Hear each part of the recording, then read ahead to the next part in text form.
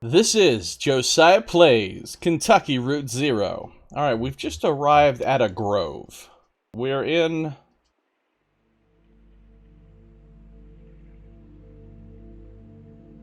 There's like two different... Oh, I have to choose. We've just arrived in the grove. We're still in Act 4. Alright, Splode. Kate and Ezra have just come here to collect mushrooms or something. They've got their little lamps. We can just do this, which looks like some sort of flashback or something.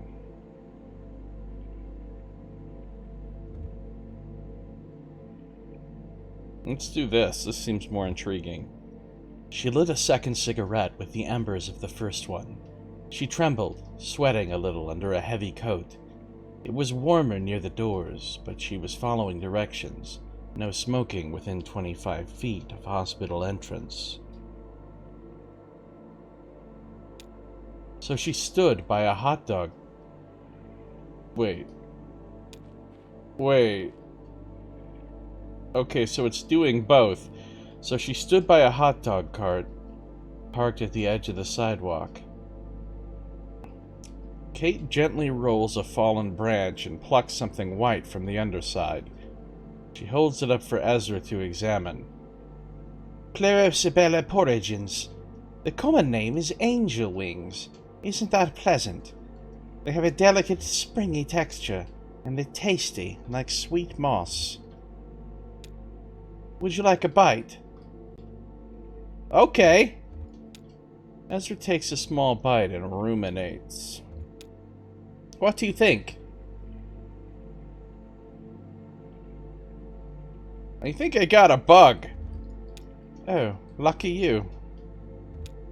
I'm kidding. You can spit it out if you want. My mushroom hunting mentor told me it's useless to pretend to know mushrooms. They escape your erudition. The more you know them, the less sure you feel about identifying them. She taps the cover of the small red book she's carrying. That's why I always bring my favorite guidebook. Kate points to a small mushroom growing in the dirt. Oh, here's an important one to recognize, though. Look, see the sort of greenish pallor of the cap? Amanita phalloides. That's Greek. Amanita means mushroom, and phalloides means... never mind. Hashtag scandalous. Can you eat it? Only once. It's deadly poisonous. Death cap, that's the common name. It's killed a lot of people, this little mushroom, including a few Roman emperors. It's a revolutionary. Okay. Even the Buddha died from eating a mushroom when he was very old. That's just what they do. Clear away old things, make room for new things. Pretty important, right? I've always thought they deserved a little more respect. Would you like to help me look for a few more? I have a sort of shopping list. Great. Look for... Actually, just grab any mushrooms that catch your eye and throw them in this bag. Let me know when you're done and we'll see what you've got. Have fun! That's the second rule of mushroom hunting. The first rule is ask Kate before eating anything, okay? Whoa. Whoa.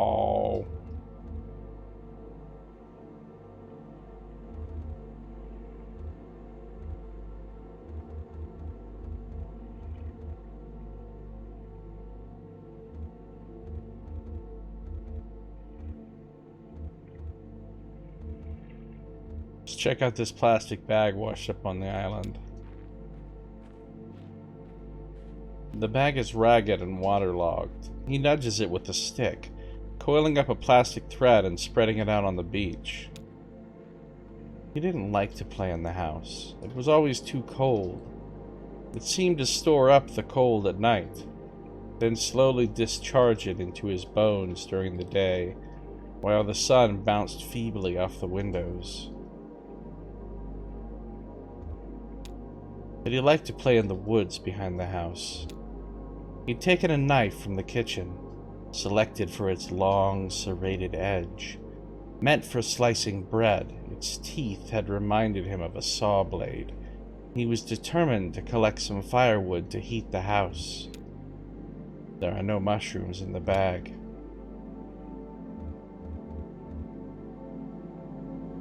Kate kneels in the grass. She parts the grass with her garden knife, studiously combing the ground. The hot dog vendor tried to strike up a conversation with some immediately too personal questions. Too personal, eh? She decided to give him the benefit of the doubt. Maybe he considered it part of his job, she thought, to offer his customers some kind of counsel.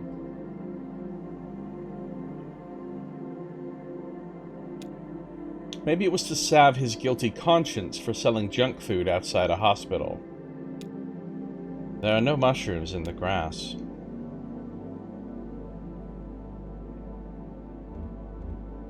Let's poke around the base of a cypress tree. A brownish clump of mushrooms feathers out from the base of the cypress tree. A few feet above, several pale blue puffs cling to the trunk. Would you like to lick the mushrooms?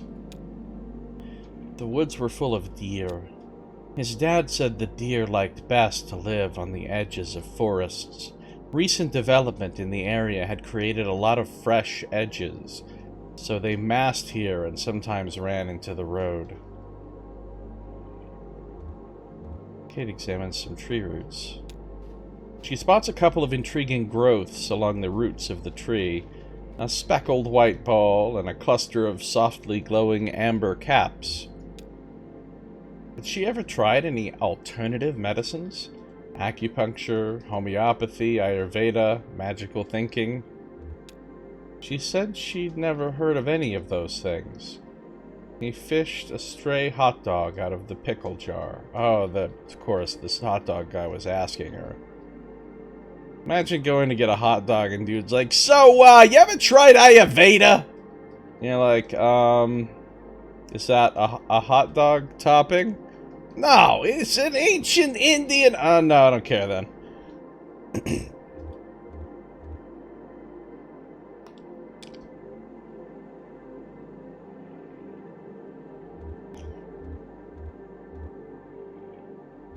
Let's examine these blue puffs. Puff, puff, pass.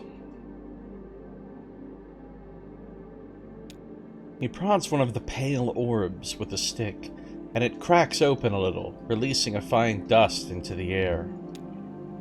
He felt like the world outside the woods had somehow slipped away while he was gone, and now there was nothing but the woods. He kept going. This experience feels very similar to my childhood. Let's look at these glowing amber caps. The mushrooms are slick, sticky to the touch, like they're covered in smoldering honey. Cut the bundle of mushrooms from the tree roots and put them in her bag. Kate tries to wipe some mud off her boot. Didn't find anything. That's okay. I just found this one. Kate takes the bundle of amber caps from her bag. These ones are really cool. See how they kind of glow a little? It's not enough to find your way in the dark or anything, but still pretty amazing. Anyway, I make a tea out of them. Pretty good for headaches. Kate puts the mushrooms back into her bag. So...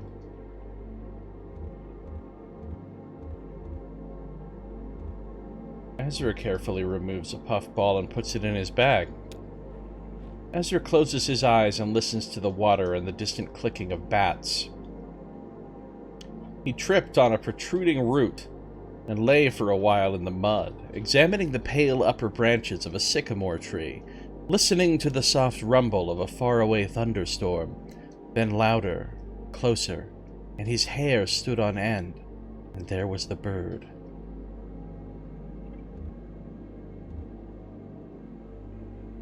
You have a brother out there somewhere?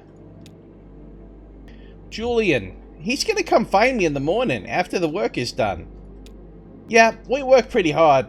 We used to spend part of each night looking for my folks, but now we pretty much just work. but maybe that'll change now. I have some new friends.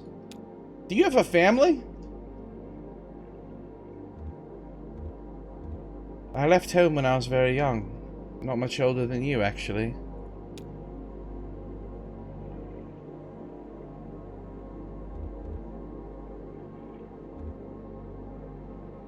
I bounced around jobs and shelters and finally found my way down to the Echo River. Never looked back. I've basically been on my own since then. Well, that's not really true. Just about everyone who sets foot aboard the mucky mammoth feels like family to me now. I guess if nobody's family, then everybody's family. Not really.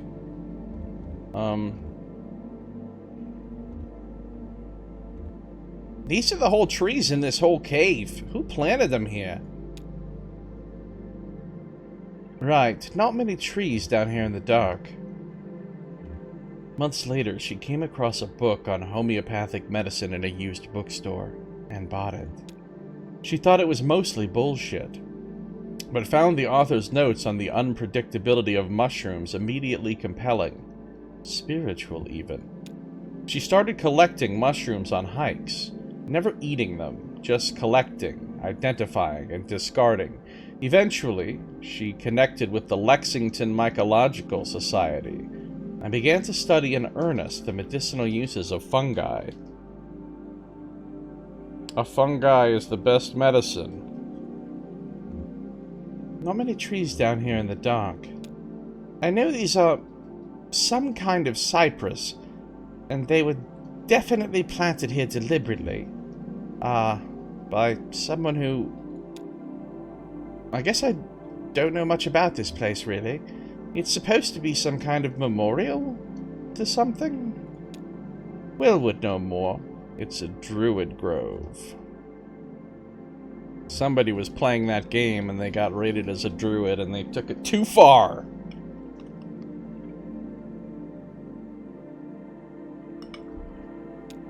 Sorry, it's a mystery. It's a mystery. Ezra kicks the dirt. I'll search for clues. She put out a cigarette and said goodbye to the hot dog vendor and spent the rest of the afternoon listening to doctors and trying to understand the world as they did, as a list of discrete injuries to be mended. Examine a large stone monument. The monument is covered with lichen and painted text. Rock graffiti. X plus 0 forever.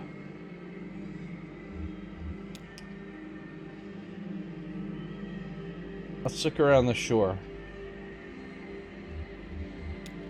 Ezra steps on a plastic bottle. A wooden post projects from the sand nearby. Examine the post. A groove is worn near the top of the post. Groove in the grove. Ezra inspects the contents of his pockets. Alright, what have you got? That stone-faced monument has X plus O forever painted on it. Interesting. What do you think that means? Hug and kiss forever. Or they could be initials. Xavier and Olivia forever. Xerxes and Oliver. What do you think that monument is for? There's the dogs. Wait. No, this is just a barge. The barge of cats. What is this shit? I find it very ominous. The slow-moving barge with just a whole crew of cats. I'm not sure anyone remembers. There's a pole in the ground over there. It's all scratched up. A buffet of meowthfuls. Yeah.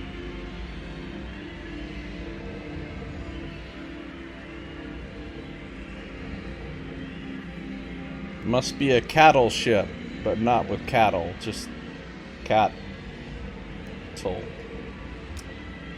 Oh, yeah. I bet people tie their boats there. Maybe somebody who takes care of the trees. Could be, or other travelers and mushroom hunters like us. Well, Ezra, I can't say I know what that all adds up to. Like I said, I wish Will were here. He'd have some local history for us. We can ask him back on the boat. And we're not saying anything about the huge boat of cats going by?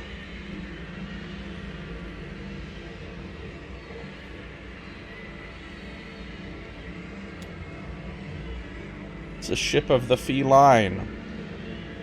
They all came to answer a personals ad.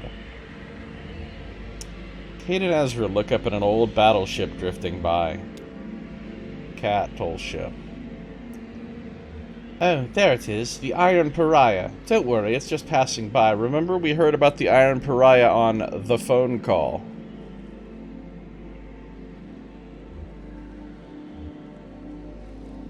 I don't know much about it firsthand, but I've heard things. Ezra's parents shook him awake. They seemed alarmed, but not immediately concerned. They led him back to the house, past the house, into the car. Dad said they were going to stay at the bus station for a while. The one with the little arcade, with the car game he liked. Stay at the bus station for a while. Living the dream. Dad watched him closely in the rearview mirror, expecting Ezra to be excited, or confused, or scared, but he didn't feel anything. He hardly seemed to hear. In fact, he felt like he was observing the family car from a distance, from far above, from the clouds.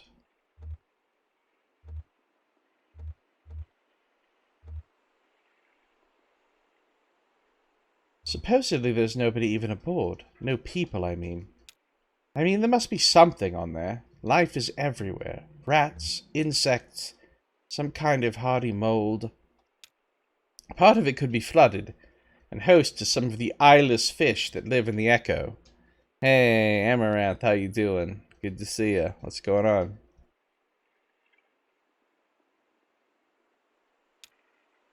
Hey, maybe there are some mushrooms growing in there. Slowly consuming military rations from over 100 years ago.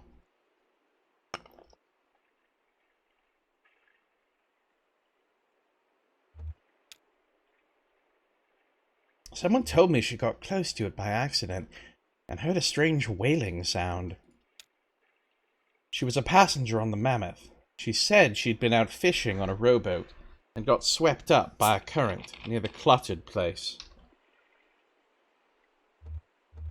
Before she knew it, the Iron Pariah was upon her. Unimaginably massive up close, but eerily silent. The only sounds, she said, were the lapping of the lake water against its iron hull, and a faint sort of, well, she said, a chorus of mews. She must have been musing on this situation for a long time.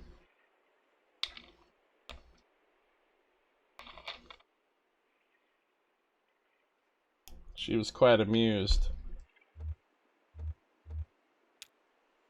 I'll be damned if I know what that sounds like. Huh. I've never gotten close enough to the ship myself. More mysteries. They do pile up over time, as people forget the details. Thanks for taking me mushroom picking. Mushroom hunting. You can pick apples because they're right out there in the open. Mushrooms hide. You have to hunt for them.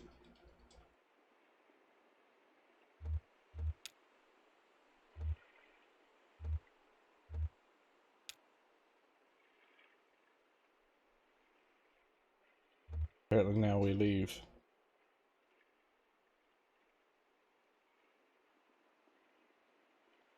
You have to muster the skill to hunt them. Okay.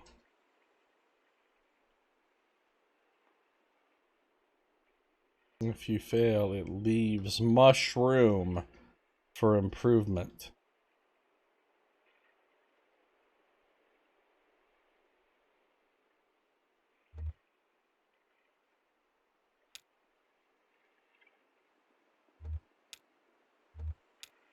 time to go.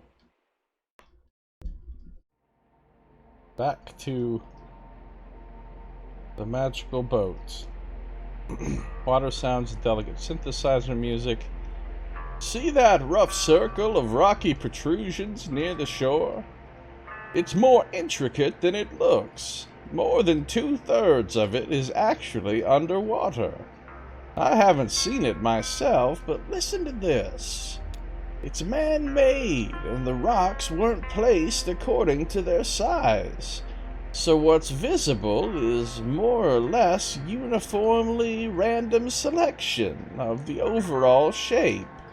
It looks like it might be a spiral, all told, or maybe some kind of meditative labyrinth. At the head of it is a petrified oak stump.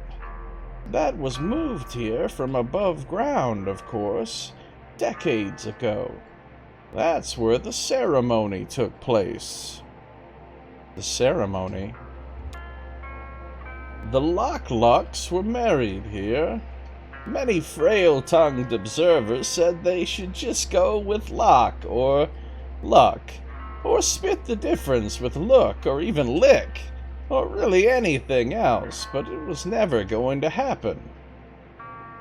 Marge Luck and Errol Luck met in prison. Greta Luck and Norm Luck. Billy Luck and W.H. Luck. Oh, they met in prison, obviously. She was a volunteer teaching conflict mediation skills to guards, and he was employed at the side gate, accepting deliveries and greeting visitors. Neither of them once saw a prisoner. Their engagement was welcome news for the family businesses, who had been looking for some opportunity to merge interests.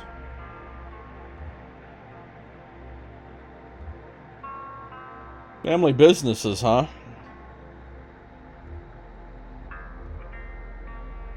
Printing press and bicycle couriers, large animal storage, and family nut company. These were the Locks of Lock Large Animal Storage and the Lucks of the Luck Family Nut Company. Would you like to buy some of our family nuts?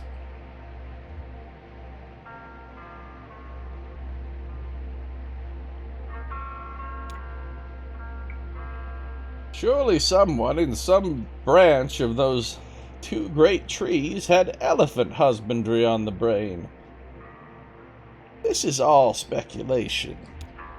The ceremony itself was humble and perfunctory, and it must have somehow involved these rocks.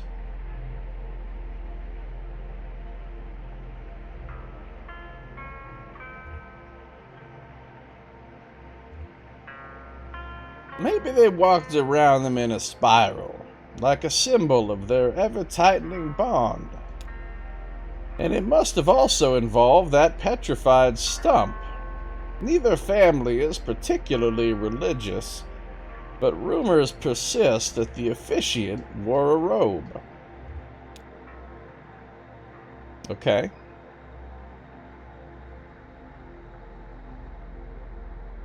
Mushroom stew in the kitchen, set out in the dinghy to deliver a packet to the telephone exchange. Okay, well that sounds a lot more interesting than making mushroom stew in the kitchen.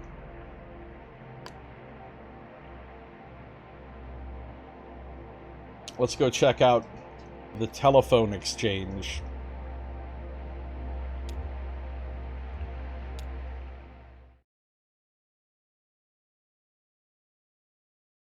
Act 4, scene 7. Echo River Central Exchange.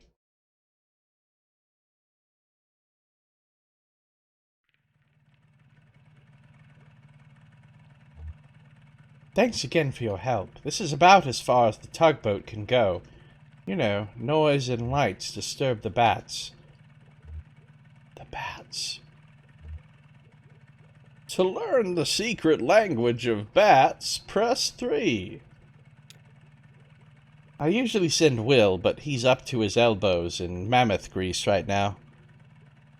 So, you'll pass through the Bat Sanctuary, which is really nice, by the way. Be sure to check out all the plaques and stuff for, cool bat facts. Plenty of time.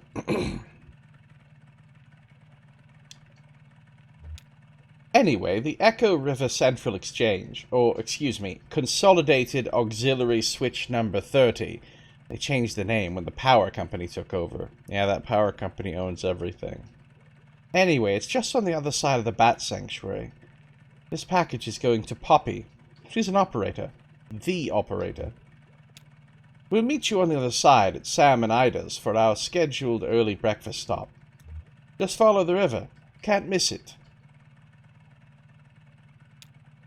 Oh, I almost forgot. You may or may not be interested. There's this kind of weird memorial sculpture on your way in, just before the Bat Sanctuary. I always recommend people at least stop and take a look at it. It's really sort of... I don't know how to say it. You should just check it out. Dinghy. I never feel like a person should really be sailing around on a thing called a dinghy. It doesn't sound very safe. Don't worry. This dinghy is perfectly stable. Like, if it was really something you should be trusting your life to, it wouldn't be called a dinghy. Okay, bye. Or on a junk. Yeah. Exactly. I don't trust a junk to keep me from drowning.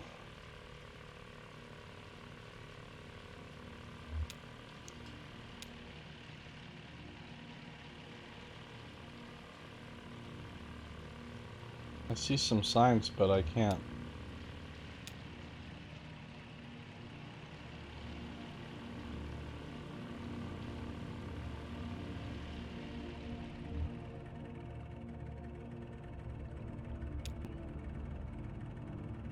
Sign. We claim these helmets in the names of the folks who wore them, and we place them here in their memory, but also as a spit in the greedy green eye of that power company who bought up our old mine and traded our brothers and sisters' safety for a little more yield, but only yielded 28 good men and women dead when the walls collapsed and the tunnels filled with water. Those motherfuckers. I don't know why, but some asshat is firing off fireworks at 3 a.m.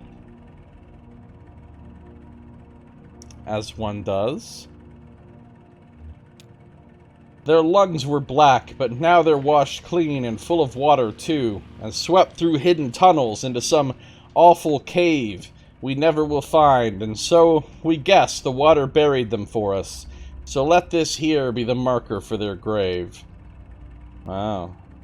Poor dead miners. And if any son of a bitch from that power company wants to take back these helmets as company property, just you try it and see what will happen. Hey, Elkhorn.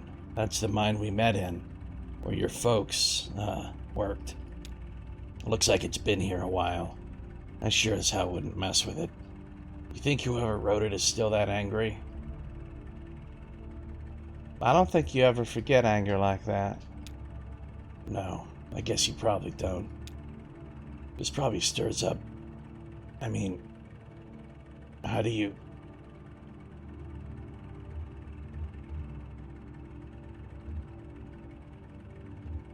It's fine. I'm glad this is here. People should remember this happened. Well, here we are, remembering. And I didn't even know it the first time around, but here I am remembering it now. That's a fine memorial, I guess. A memorial that makes you remember the thing it's memorializing. Job done.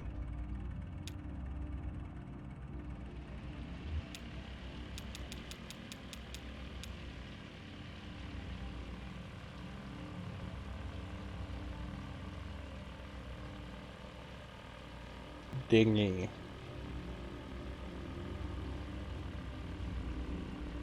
Oh. Some debt-ridden skeletons on a boat. Howdy, friends. Let's wave our skeleton arms at each other. What? You're looking at me like I'm crazy. Huh. Just sometimes I forget. I don't even really know you that well. Yeah, well, that makes two of us. You know, those guys from the distillery are just making the best of a bad situation, just like the rest of us. Hey, one of them said to me earlier they could even help me take care of these medical bills for my leg, you know? Get it all together on a plan. Consolidated. That sounds like a terrible idea. That sounds like a really bad idea. Oh, I don't know. They seem to have a lot of experience with this kind of stuff. They've got a whole process figured out. Yeah, a process of keeping you enslaved forever. It's a trap. Work demon trap. Anyway, I have a feeling it'll all work out.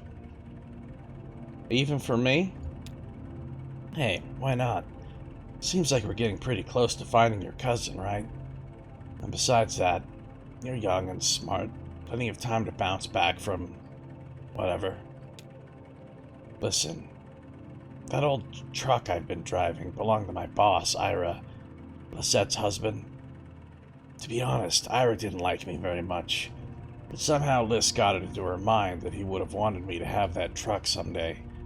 Maybe to make up for all the yelling he did. Or maybe so his ghost could hold it over me. Just one more thing to feel like I owed him for. Anyway. What? They got their own trucks at the distillery. Now that the antique shop is closing up, I've got no use for that old truck. I was thinking you could take it. Sure, I could keep an eye on it for you till you get straightened out. Sure. Okay, sounds good. Keep an eye on my truck.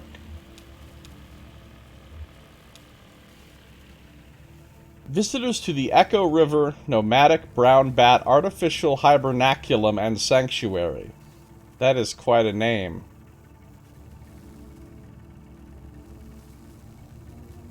Are asked to take extra precautions in order to prevent the introduction of foreign fungal contaminants and the spread of white nose syndrome. Not white nose syndrome. Dun dun dun. Please do not visit the sanctuary during the same day in which you visited any cave known or suspected to host bats infected with white nose syndrome. Please do not leave your vehicle. If you must leave your vehicle, please remove shoes, clothes, jewelry, headwear, and eyeglasses to ensure you do not bring any foreign spores ashore with you. Right. So it's a nudist bat camp.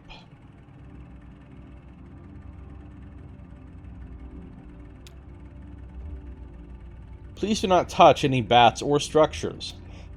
The nomadic brown bat is confused by light. If you are using a lantern or other artificial light source, be aware that it may attract and confuse bats. If you are approached by bats, do not panic. Relax. Stop your vehicle and switch off your light. Never touch a bat. Sounds pretty batty. Yeah.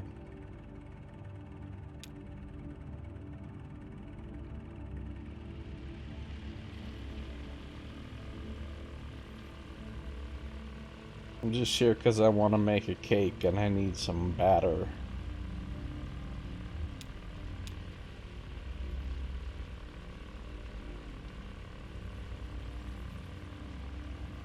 This would honestly be creepy as shit.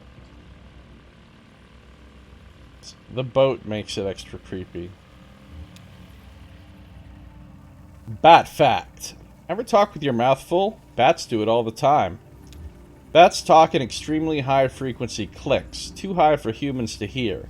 Then they use their powerful ears to scan for the echoes of these ultrasonic clicks. By comparing very subtle differences in the time these echoes take to come back, differences of just millionths of a second, bats are able to picture their environment with enough accuracy to catch a flying insect. Once a bat has caught an insect in its mouth, It's still flying, and still needs to avoid running into anything. So bats keep clicking away, even while they munch on a tasty bug snack. It may be poor table manners, but it's crucial for surviving in the dark. I wonder how the other bats know whether one of them is really talking or just chasing a bug. Sometimes it's hard to know with people, too. Oh, yeah, like, how about this weather? Hashtag January. Combat. Neck romanced. I guess there are layers to it, right? Sometimes you just need to get the other person talking so you can check their body language or hear what their voice sounds like. Find out if they're friendly or angry or drunk. Ha.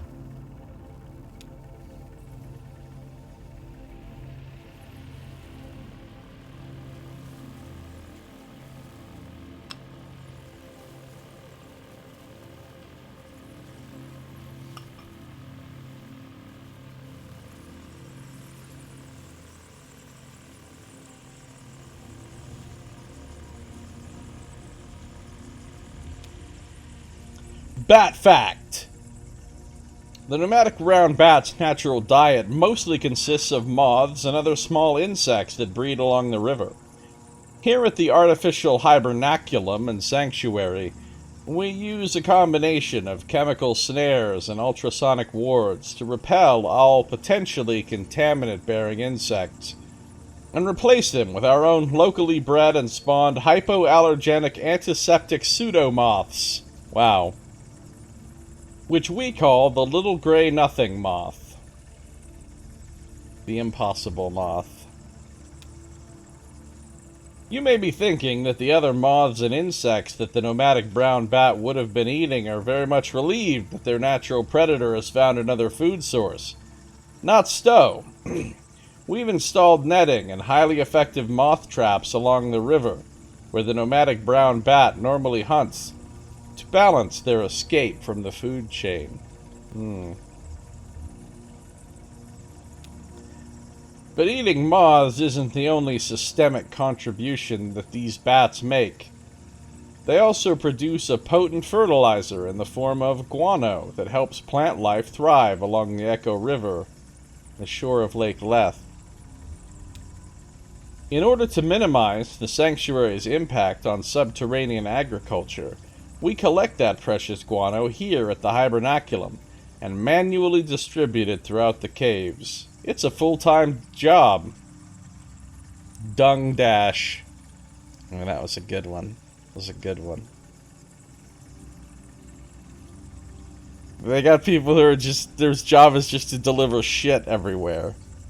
Dung dash. Oh, man. I knocked it out of the park there. I don't care what anybody says. Sounds like a lot of work.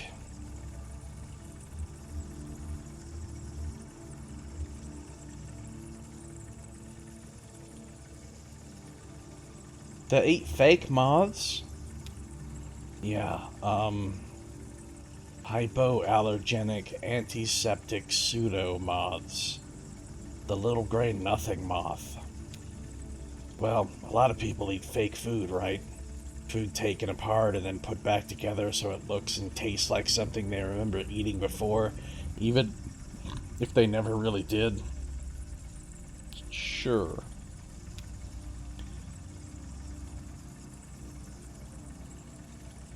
It kind of bothers me. Like, they're tricking the bats? Yeah, in this case, I think it's about survival. I mean, if that's the bottom line, what's the difference? Like the folks in the mine. You said they used to buy stuff. Fans, canaries, all those little trinkets to make it bearable. There's still a lot of stuff down there. It feels cluttered, but human. I just mean, all people need is enough to pretend we're home, and we can make it anywhere. That makes sense. That makes sense.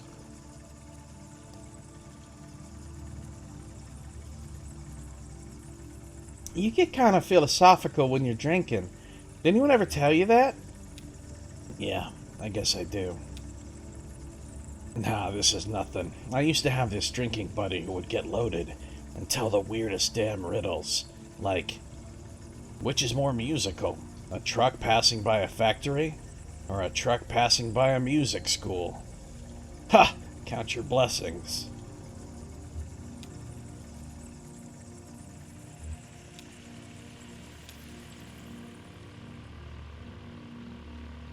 Zebra tree. Hashtag drunken riddling.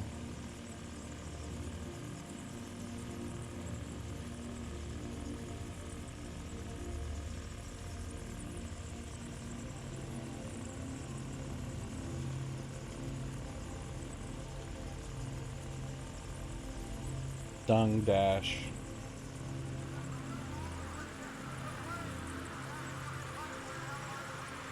I hear a radio.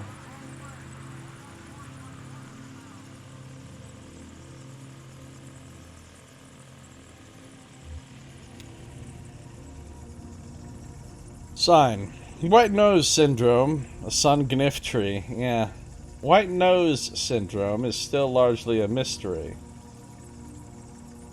We suspect that the white fungal growth which appears on bats' faces and wings irritates and confuses them, causing them to awaken early from hibernation and venture outside, depleting stored energy they need to survive through winter.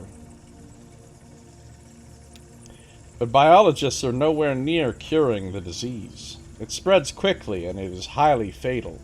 In this way, white nose syndrome has drawn some comparisons to colony collapse disorder, as suffered by bees. Have you ever read The Secret Life of Bees? I have. I read it in prison. White nose syndrome and colony collapse disorder are sudden, violent, and mysterious. Will honeybees and the nomadic brown bat be two more lost species, wiped out in a geological blink and forgotten to natural history? It's possible that a cure won't be identified in time, so the sanctity of this artificial hibernaculum is our best hope of preserving them. As you leave the the Echo River Nomadic Brown Bat Hibernaculum and Sanctuary, please make sure your vehicle and clothing are free of hitchhikers. Don't take any bats with you. We'd better get out of here.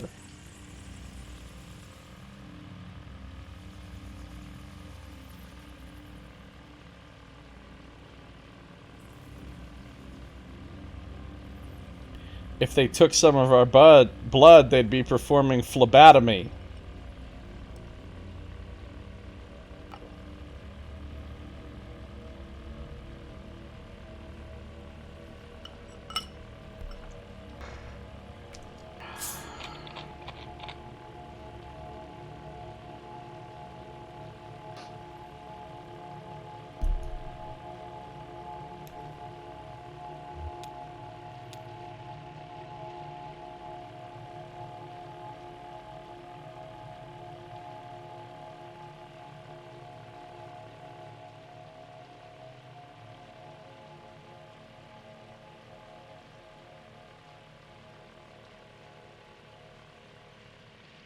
Huh.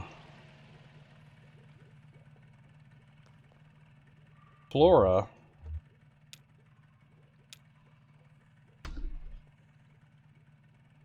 Where's fauna? Okay, we know the name Flora. Who's Flora again? She's somebody that we've either met before or was talked about before.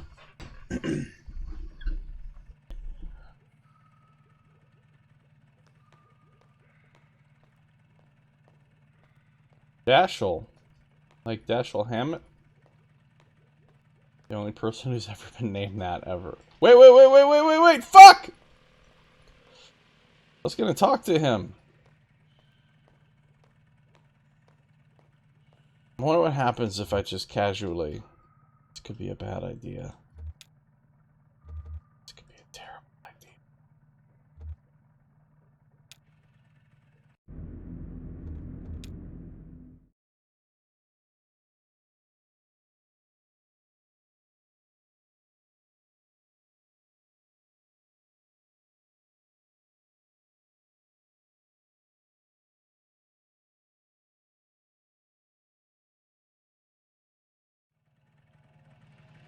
Okay, perfect. It brought me right back to the beginning of this little part. Good. Best possible outcome. I notice Homer is with us. Dog with a hat.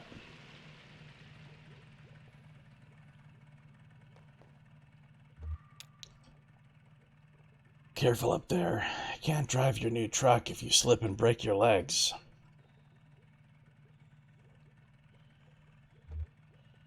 You too. Try not to make any more bad deals while I'm gone. Haha. I'll just be floating along down here. I just mean keep your eyes open. And don't look back.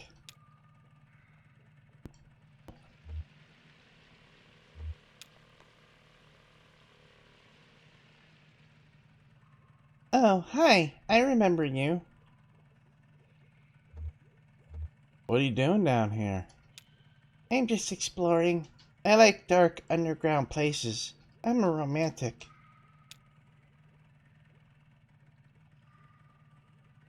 Really? What does that mean to you?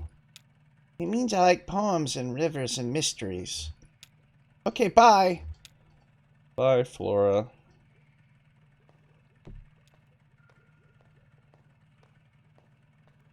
You know, if we were to take her somewhere on the dinghy, our teeth would be really clean afterwards because we'd be giving a fluoride. Oh, God. Because your name's Flora.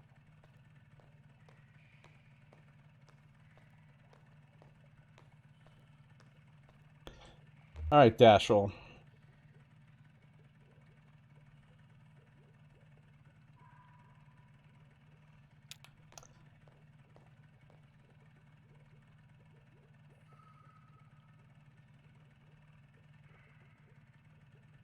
Could be bypassed with another capacitor at 100 nanofarads to reduce noise.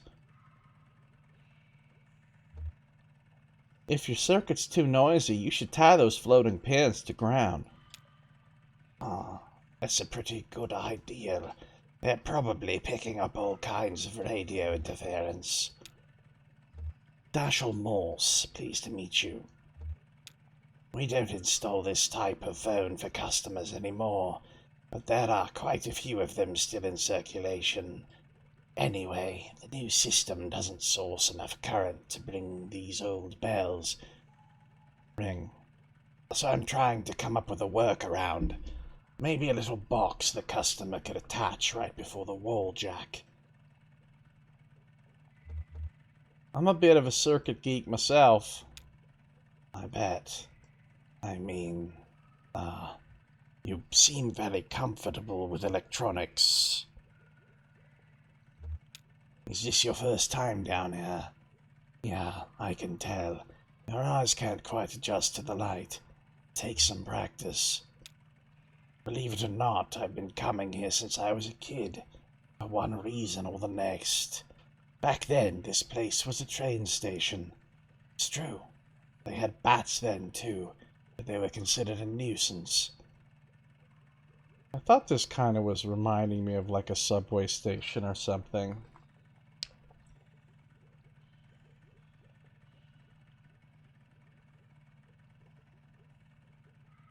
A train station? What happened to it? Well, the river shifted and this place slowly filled with water, carrying the trains away with the current. It does that, the river, and I don't begrudge it. It's a good reminder that everything we have is borrowed, even trains. Eventually, someone at the Bureau of Reclaimed Spaces heard this place was still empty, so they moved the phone company in here. I returned here as a young lineman, a skill I picked up in wartime, running telephone wires behind enemy lines. We used trees instead of poles. I miss that, actually. They were easier to climb. It's just as well. I'm in no shape to be climbing anything these days. The closest I get is patching up the wiring in the crystal room for the WEVP folks. The crystal room. WEVP, that's Community television. Everybody seems to have a connection to this community television. Volunteered there for a number of years. I know everybody over there. Ralph, Sherry, Weaver, Dave. Fucking Dave. The Crystal Room? Yep. WEVP is actually a cable signal. Not a lot of people down here know all the mechanics of it, but here goes. It's supposed to be community television, you know, local. By and for all denizens of the Echo River. But most of us down here spend most of our time on boats, and you can't plug a cable into a boat. So, years back, they set up a broadcast relay. They run a wire down to the Crystal Room, and then it gets beamed out around the river. The rock formations there have a nice resonant quality. It naturally amplifies the signal quite a bit, as long as you can keep them clean. They always got that deadly bod moss growing on them. Listen, miss, if you're interested in WEVP, you should go talk to them directly. They're always looking for volunteers. Take the ferry over to the silo. There's a mail stop there. They don't have a sign or anything. Just ask around. I guess I'll get back to this damn old ringer. Poppy's just a little further down if you're dropping off that package. Nice chatting with you. Nice chatting with you. How come this guy doesn't have any light of his own? I mean, he does clearly have a lamp right there, but when I turn off my light, it's just pitch black in here. What does this mean? There's a plaque.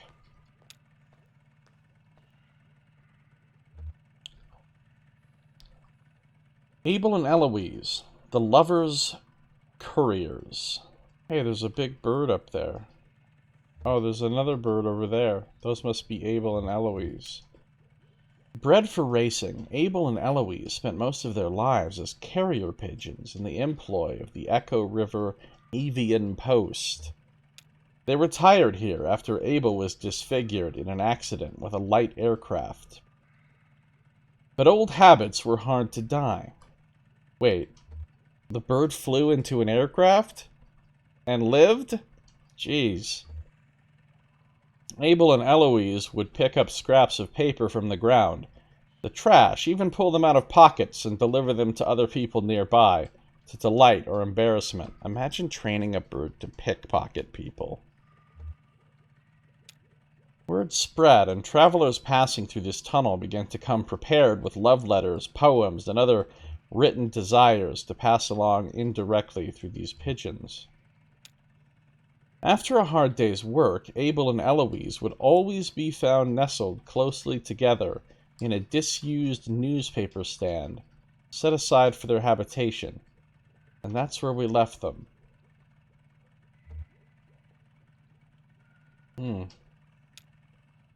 Interesting.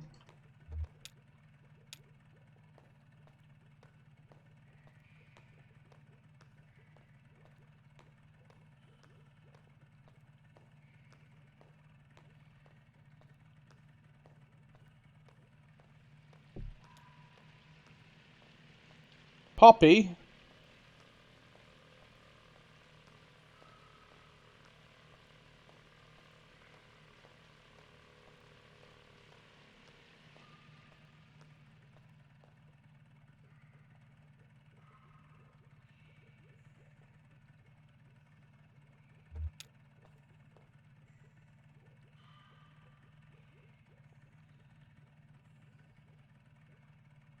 Just set it right over there by the lamp, sweetie. Thanks.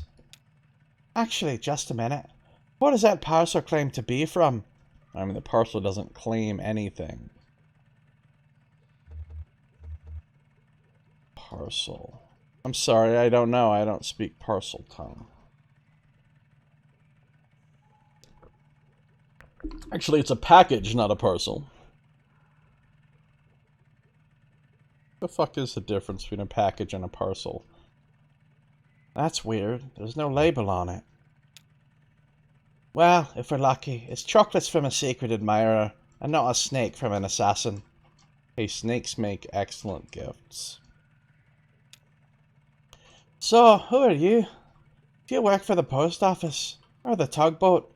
I only asked because I haven't seen you before. Was that you I heard chatting down the hall? Yeah, I just met Dashiell. He's been working on that absolute ringer, hasn't he? Poor Dashiell. You know, he's not really... He was let go. A while back. A long while, actually. When they started restructuring, he was one of the first to go. But they talked him into letting him come every day and fiddle with some interminable project. He says it's to keep a long gap from growing his resume, but I think he just has nothing better to do. One of those old men who needs to work. You know? Doesn't know how to be any other way. Well, there are no real jobs here, but there are fake jobs, I guess. Yay, fake jobs. Like DoorDasher. It wasn't always like this. When I came to work at the Echo River Central Exchange, there were 12 of us. Loretta, Egna, Meg, Cara, Marie, Lewis, Liz, Hester, Angie, Wilma, Connie.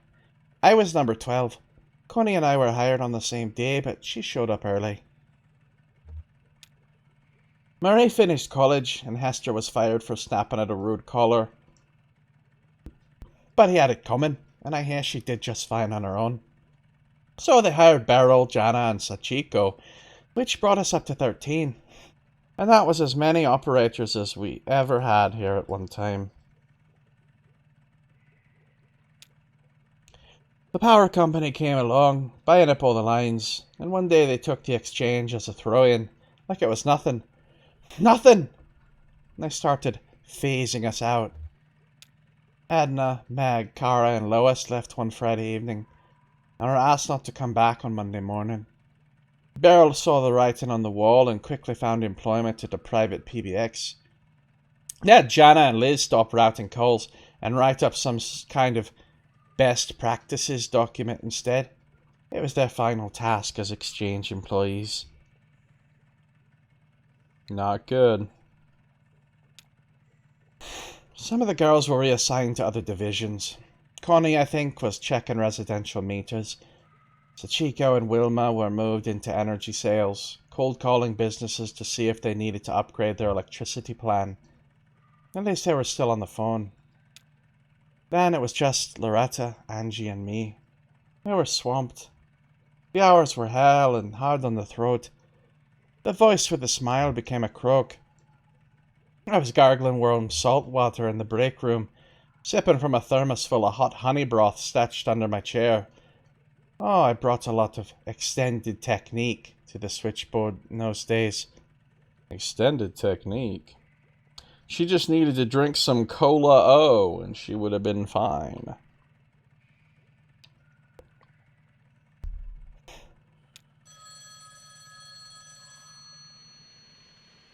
It's a phone call. Sounded pretty good to me. He's got the voltage too high. He'll burn out the relay. So, where was I? Extended switchboard technique? It was all about timing your breath. Some girls got lightheaded, doing too many calls in a row. With that upbeat, dynamic inflection they made us use to keep everything intelligible. It was very physical. So after a few months, it was just me. A new automation strategy was announced, and this place was rechristened. Consolidated Auxiliary Switch number 30. Yeah, that's a real cool name. Are you lonely? Sure. This place feels different when it's empty. Cold to the touch. And, you know, it really is all about touch here. Sound is a vibration. A touch you feel in your ear. So my voice is my touch. When we're talking, we're touching. Even on the phone. That's an electric touch. An intimate little shock that makes your tiny hairs tremble. It's getting scandalous. That's not even what I mean when I say it's all about touch here. When the power company first tried automating this old exchange with fancy new transistor arrays, the switchboard caught fire. It was just too much, too fast. So they tried using some clunky old mechanical relays. But then the calls were getting mismatched and out of sync. It was a nightmare. The technicians determined that the phone system down here had been designed ad hoc over decades around the specific tempo of its human operators. So, short of replacing the whole thing, not to mention all the wiring, they'd have to work out the exact timing of every little human gesture that goes into routing the phone call. That's crazy. And that, officially, is my role here. I run the switchboard for the whole exchange, once the work of 12. I'd like to remind you, they have some kind of machine somewhere that tracks how long it takes me to do each little thing. The caller never hears my voice now. They dial, my little indicator lights switch on, and I make the connection. Okay, hold on. No. Oh, fuck, I fucked that up. Hold on.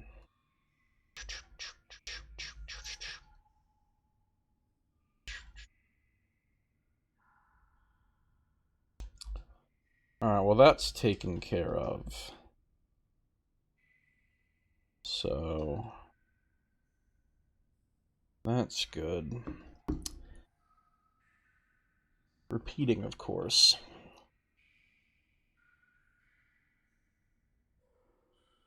I feel like this game needs more music. A lot more.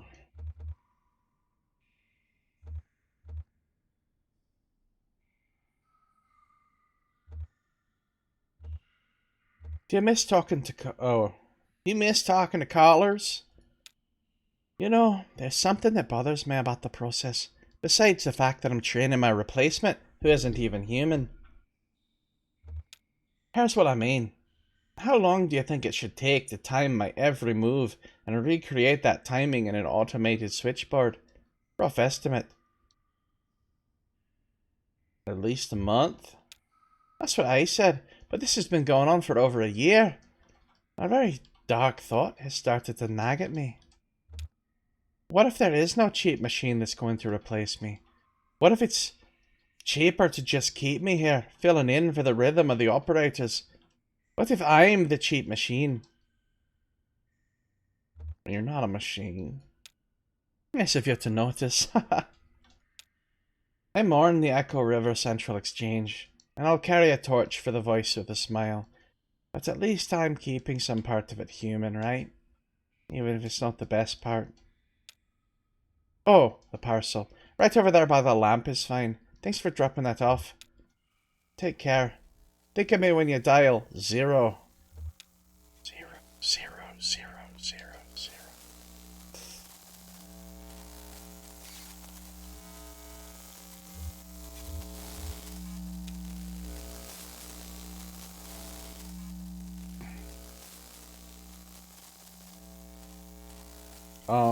What?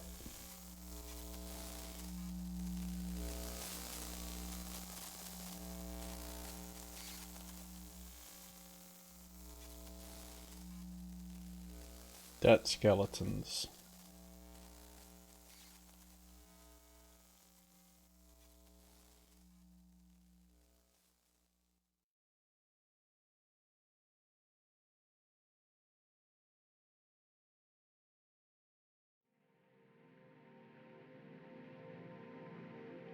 Planescape Torment, and it might have been a thing just from Planescape in general. I'm not sure if they made it up for Torment or if it was already part of Planescape, but they had a cool thing where, like, one of the factions, the mortuary people, would make contracts with people while they were still alive to let them use their corpse after they were dead. So they would basically give you some money, and you would sign over, or you would have to do it because of your dead or something, and you'd sign over your body. So after you were dead, they would make you a zombie and use you as free undead labor. You know, so they had to get your agreement to do it, but it was pretty interesting, the idea of, like, selling your corpse after you're dead.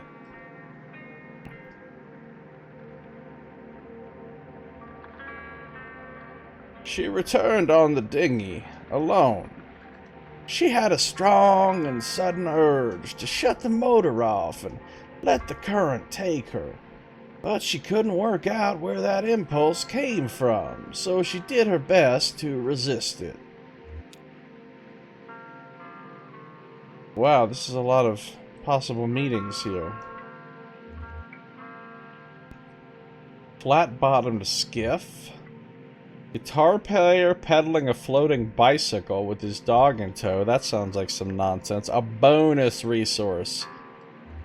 If you think about it, though, wouldn't it make sense if we had necromancy and it didn't have some like extremely harmful side effects to the world or whatever? Like, if we could just casually do necromancy and make zombies that would keep working without needing to be fed or sleep or without any feelings or anything. They'd basically be robots that we could just make out of corpses.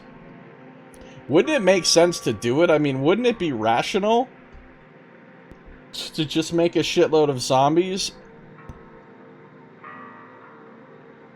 Again, though, everybody would be like, oh, damn zombies taking all our jobs, you know.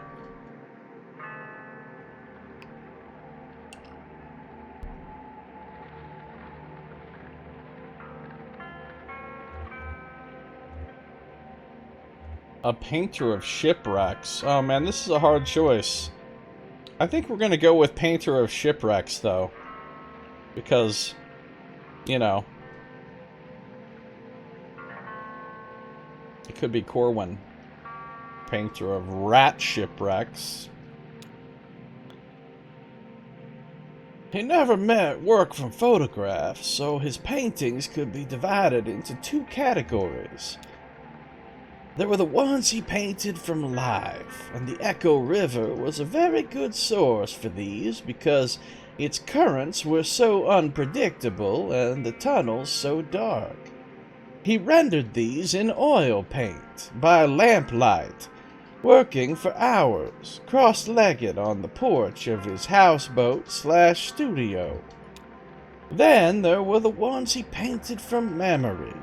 Mostly the memory of a single wreck he encountered as a much younger man, picking up litter where the coastal highway cleaves to the rocky beaches of Northern California. These were done in watercolor.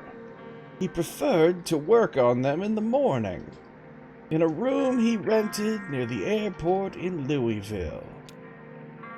He had some postcard-sized sketches in charcoal, too, of the Iron Pariah. It wasn't a wreck exactly, but it felt right. He tried to scribble one down every time he encountered it, though it was just so unpredictable, and he was so focused on details, he usually just ended up with a handful of inscrutable marks. Guitar player pedaling a floating bicycle with his dog in tow. He said they took turns. The water was cold, and the floating bicycle, while technically marvelous, wasn't quite buoyant enough for the both of them. Swimming is hard work. The hardest work that dog had ever done, he expected. Floating bicycle. That's pretty cool. They'd been traveling this way for most of the night, struggling through the icy water, stopping to recover when they could find a rock large enough to start a small campfire. He had his belongings stuffed into a weathered guitar case at the end of a thin rope. It floated pretty well, so he only had to keep an eye on it and occasionally free it from a rock or some driftwood it was caught on.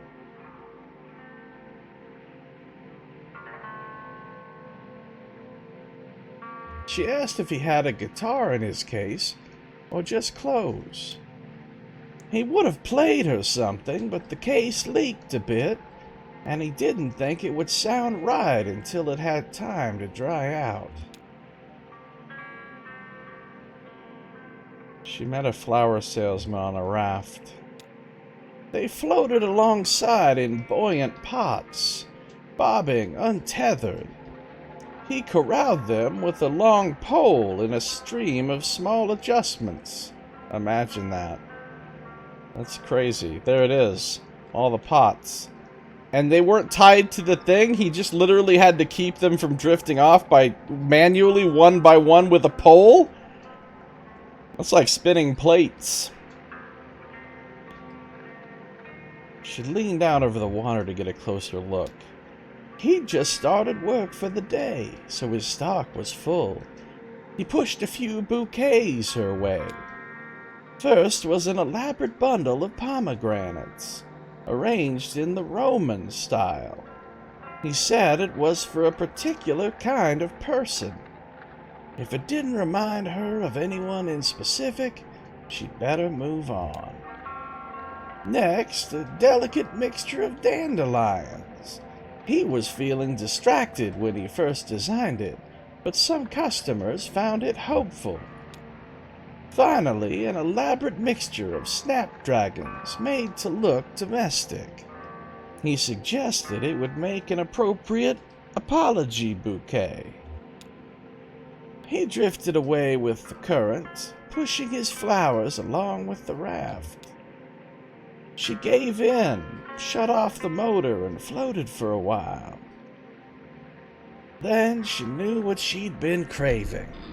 A moment of silence. A moment of silence.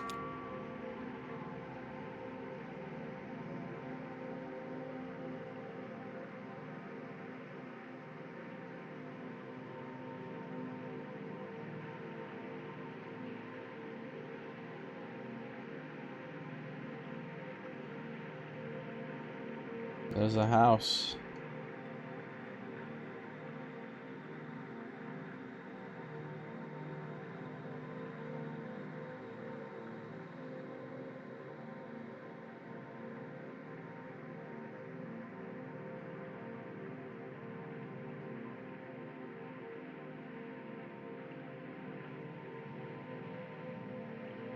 There's some flotsam and jetsam. Meet George Jetsam. There's some sort of pagoda with a giant bell or something. IDK.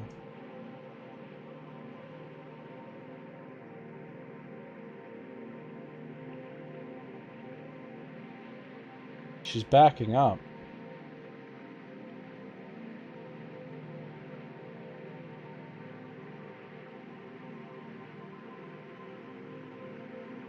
There comes Flower Pot Guy again.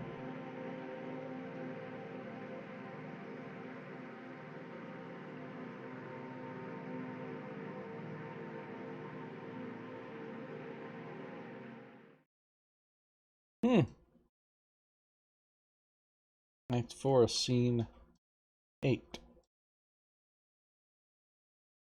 Sam and Ida's.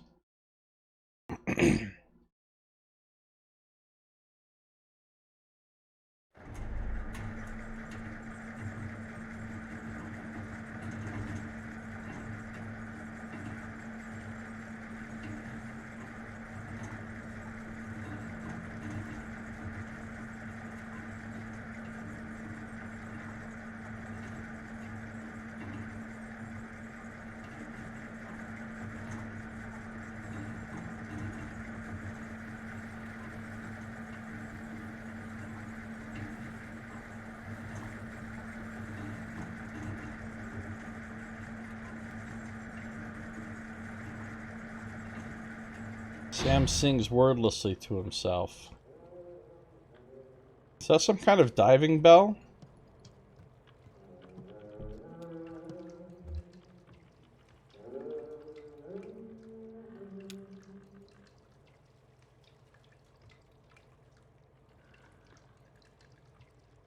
Hello out there! Headed up or down? Sometimes I wonder myself.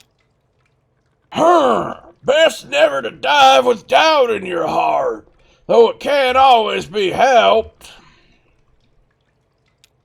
Well, head on upstairs and she'll take care of you. I'll be along in a minute. Suddenly obliterated. What? Diving bell.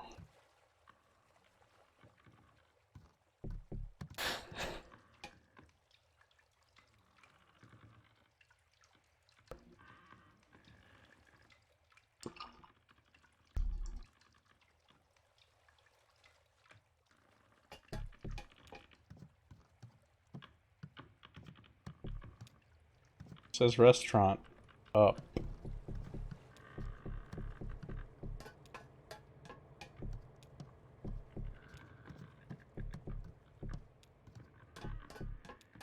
Interesting restaurant.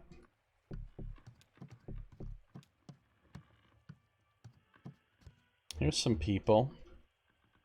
We got some opera music playing from a radio in the kitchen. Just in time. We've already finished eating. But we're about to place a to-go order for Clara. She's back on board, getting ready for her show. Take a look at the menu. I'm sure there's something you'll like. Ida is a bit of a local celebrity. For her cooking, I mean. Hey, Ezra was just asking about you. He's around the corner, playing a video game. Maybe go let him know you two are back? Or... where's the old man, anyway? I don't know, I kind of abandoned him. And we're not saying anything about it.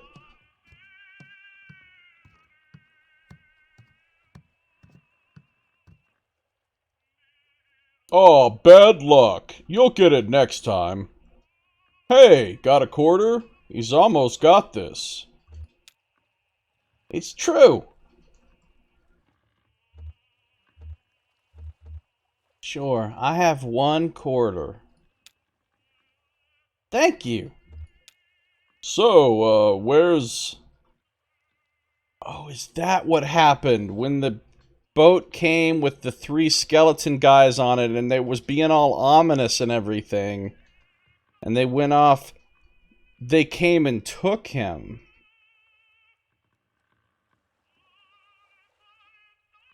He had to go to work, I guess. Oh no. They took him. Damn. Yeah, he really got himself in a situation there. Yeah, I'm gonna go sit down. Cool. The food is good here. I think everyone else is finishing up, but you could probably get something to go. Hashtag work demons hijinks, right? Alright, Claw Maestro, let's give it another shot. So, let's see what's on top of the pile here. There's a stuffed octopus, a plastic bag full of clamshells, a cowboy hat, and some big headphones. That octopus has a leg wrapped around the boombox underneath it. The shells are pretty clear, but I don't know if the claw can really grip the bag well. The cowboy hat's in the corner, so it's kind of tricky to tell if it's wedged in or not. Those headphones might be a good bet, but I can't see the cord. It could be wrapped around something. What are you going to try for?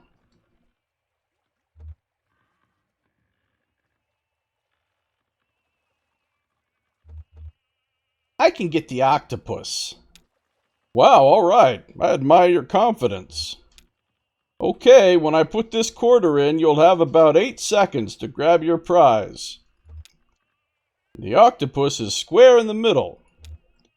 Let me know if you need help lining it up. I've got a slightly different view of the field from up here.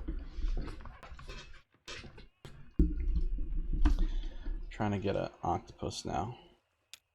Ready? Here we go. Grabbing Gary needed badly.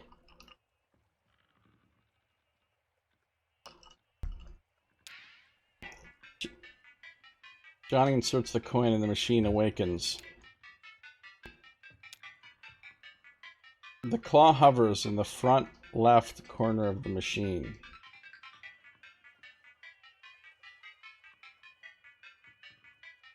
Push the joystick right. The claw hovers halfway across the front of the machine. Up. The claw hovers in the center of the machine. Does this look right? Yeah, looks good to me. Go for it.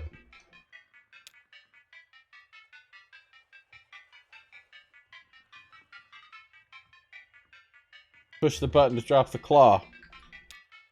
The claw drops. It grabs the octopus. The octopus is attached too securely to the plastic boombox beneath it. It slips from the claw's grasp. Doo doo doo doo doo. Price is Right losing horn. Damn.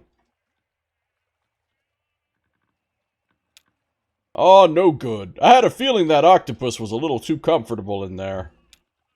Hey, listen, it sounds like that old man you were following around.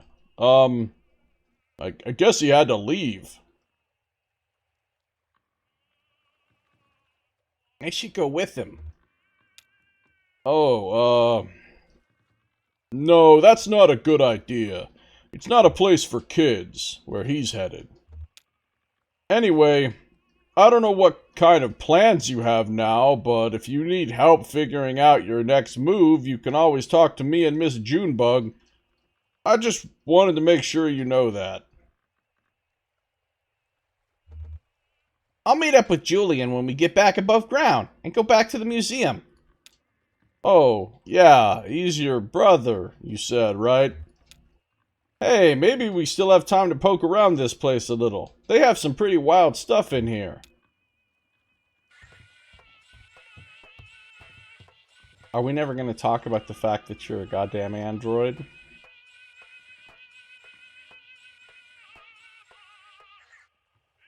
Hey, did you see this? They keep a table full of fake food over here. I've never known why. Actually, I think it might be real food coated with shellac or something. Preserved. Oh, and look, this tentacle-looking thing is half-eaten. This is someone's meal that they didn't finish?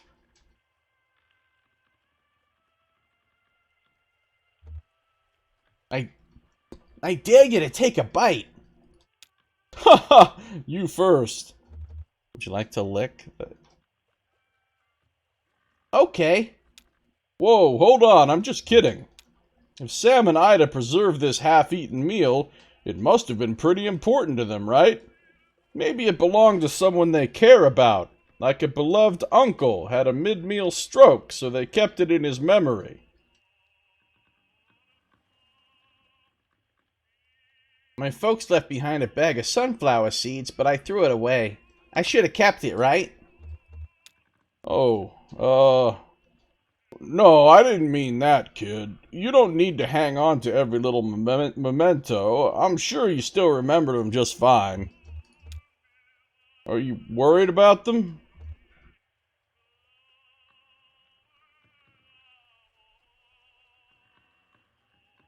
No, they're gone. There's nothing to worry about. I just miss them. Okay. Well, I don't know what the deal is with this table, but sometimes people do weird stuff because they miss someone. Sometimes they do.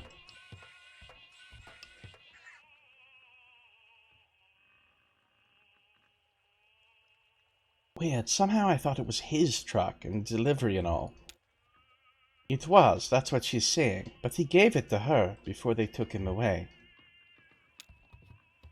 But you're going to deliver it anyway. Why? Oh, now Shannon's finishing the delivery because she's the one with the truck.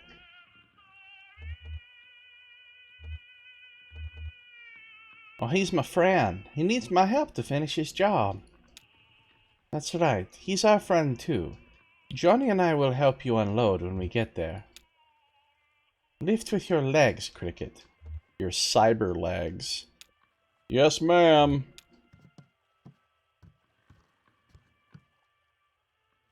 So, how was everything? How is the sweet cave snail? The what? Sweet cave snail. This is some fucking sunless sea dish right here. It's like in WoW when you find delicious cave mold. Devastating. You're a killer, Ida. Well, I can't take all the credit. Sam came across a whole cave snail colony down there about a year back, and we've been leaving rock candy for them to gorge on since. We just started harvesting earlier this month. Yes, it's all about patience down here. Everything grows more slowly in the dark. There is a fish in Lake Leth that lives to 200 years, and its flavor profile only develops at about 75. I've got a pot of bones in there that's been stewing for at least a week. I don't even remember why I put them on. Come to think of it, I don't even remember what kind of bones they are. Get a bad feeling about this. When you don't know what kind of bones are in your pot. Chapel of Lights! Oh, we need one for the road. Clara said she wanted, something primordial, she said. What does that mean? Kate reviews the menu.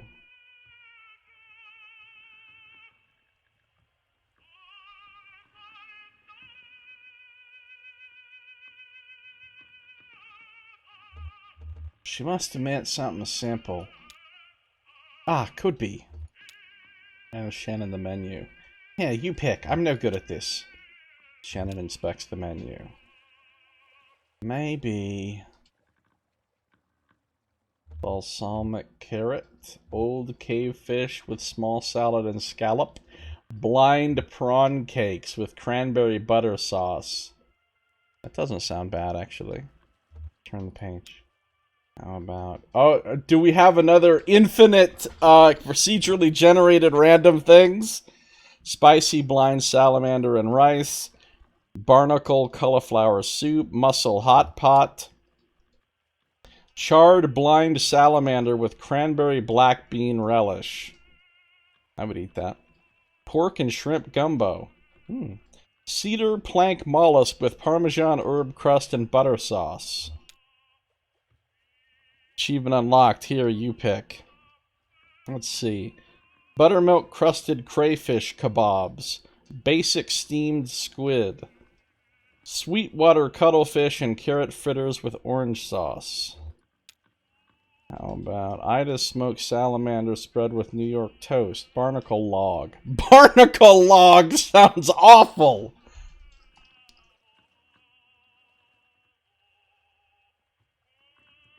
Mussel spread. Okay, there's an improbably large number of things on this little menu. Balsamic shallot, crayfish and black bean cakes with Missouri remoulade, mollusk cakes with mango butter sauce, aged shrimp and bread, Monday night salamander, Sweetwater cuttlefish hot pot, poached salamander, tofu and blind salamander gumbo, cedar plank mussel with red pepper, cheddar crust, and butter sauce. Grilled blind crayfish wrap, basic steamed crayfish, mollusk and black bean fritters with orange sauce.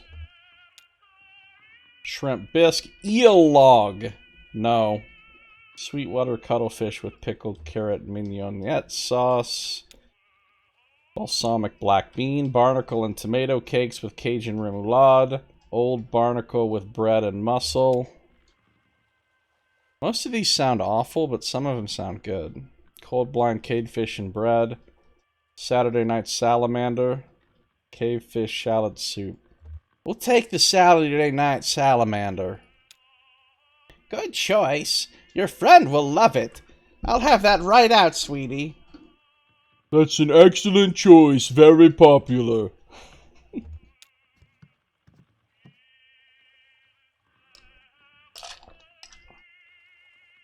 Ezra leans over the table and carefully examines the preferred served food and drink.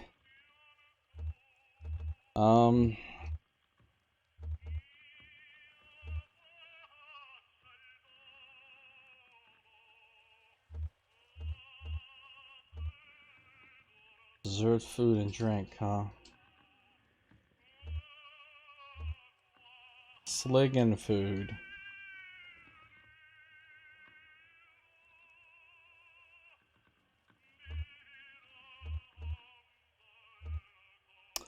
Let's prod a tentacle.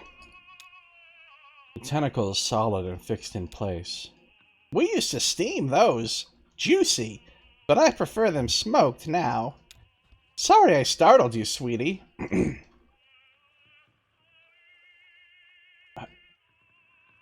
Whose food is this? This is the diver's table, and this was the diver's meal. This food is about 15 years old. It's true. Things were different then. Nobody came to eat here. We were fighting just to keep the lights on. Sam, my husband, Sam, was depressed. He couldn't catch anything. That was part of the problem. Most of what we served was shipped in frozen or dried, and I just threw it in the fryer. We've both come a long way since then. Well, 2 young men came in for dinner. Seasoned divers, they said. Over 10,000 hours between them. Seasoned divers, huh? I guess they must have put in a lot of time diving. 10,000 hours between them in Lake Leth alone. They'd been out all day, salvaging parts from a riverboat wreck, and had worked up a fierce hunger, they said. They ordered the whole menu, without even looking. It was a short menu in those days. I sat them right here and went back to the kitchen. Sam was at the next table doing a Sudoku and drinking malt liquor, his usual routine at the time. An hour later, I was cleaning up when Sam came bursting into the kitchen. "Ida," he said, kind of frantic, "these divers are still hungry. Bring them another course." And I said, "They already ordered the whole menu." Sam said, "Make something new. Keep making up dishes, whatever. Just keep bringing out food." So I did until the small hours of the morning. I made up so many new dishes that night I could write a book. And it was good. Inspired. This doesn't sound like a true story. But I was working so hard and fast at the burning edge of inspiration, I didn't think to write any of it down. And I was so wrecked with exhaustion the next day, I knew I couldn't remember what all I'd done in the kitchen. Sam thought we could take a photograph of the leftovers, but we couldn't get the lighting right. So we just shellacked the whole table. Now, when I need inspiration for the menu, I come and look here and think about all those ingenious dishes I threw together for those divers. This is absolutely ridiculous. Of course, they didn't pay their full bill. I heard one of them complaining to the other, "Let's just play half and let them charge the other half to whatever demon in the kitchen kept making up food faster than we could ask for it."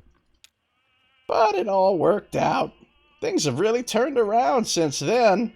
This place is actually pretty popular now. The success and our expanded menu inspired Sam, too. He started bringing back the most magnificent ingredients from his nightly dives. I'd better get to work. Stay right here, sweetie, and I'll bring you a treat on my way back out.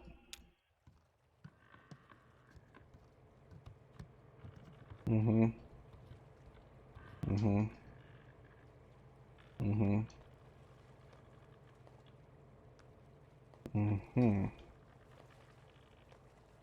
Sam's got a fish. Well, buddy, I guess you're the catch of the day, the one and only. So, what are you? You look like, well, some kind of fish, I guess. Kind of a lonely little guy, huh? Yeah, I can see it in your eyes. You smell like an old friend of mine. Ha ha! Skin feels like sandpaper. Huh. Well, she'll figure something out. I think I'll call you Spaghetti Fish. Welcome to Salmonitis, the one and only Spaghetti Fish. I hope you enjoy your stay. I mean, not too much. Have you ever seen a creature like me before? You were pretty far down there.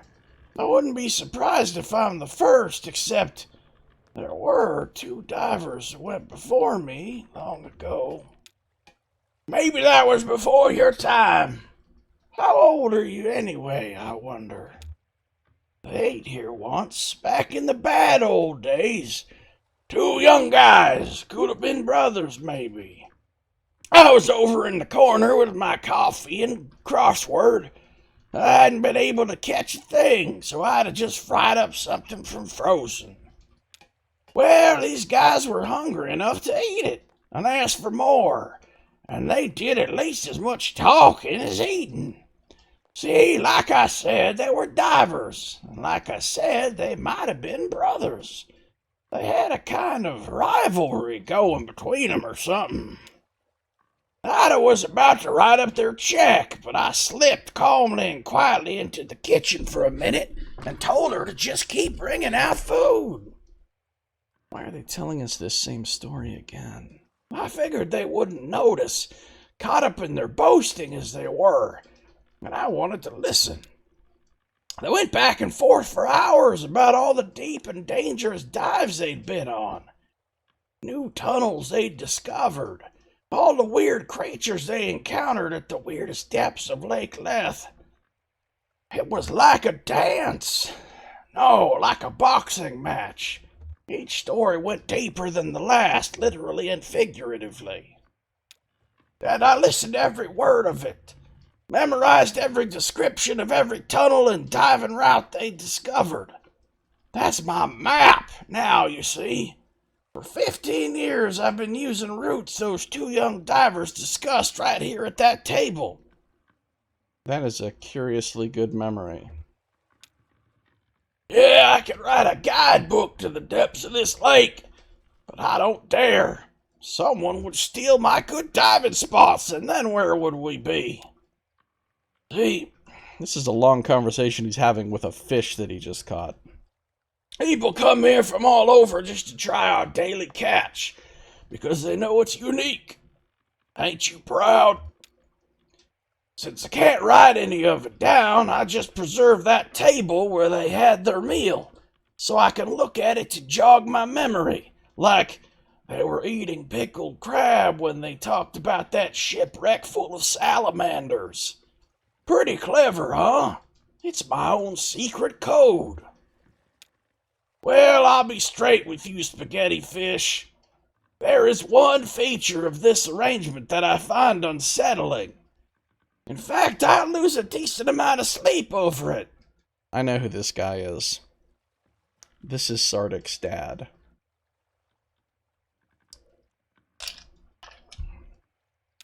I told you those boys were competing, right? One-upping each other, I mean, each getting wilder and more adventurous as they traded tales. Well, I navigate mostly in the dark down there, just going by touch and a kind of mental picture I can construct from their detailed boasts.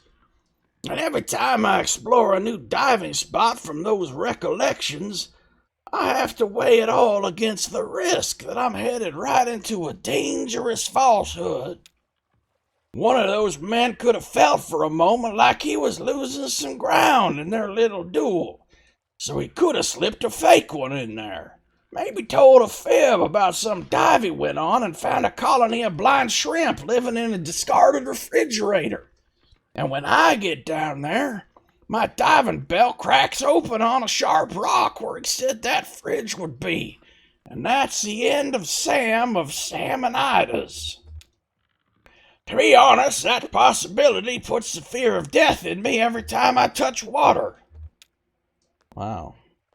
It's pretty intense.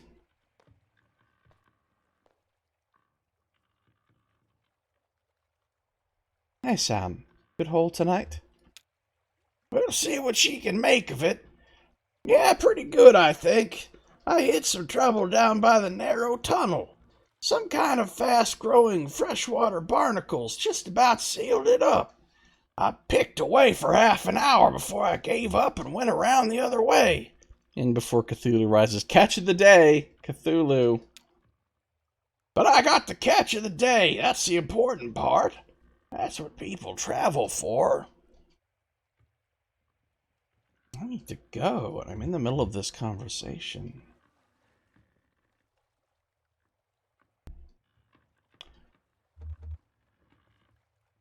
I need to go, you guys.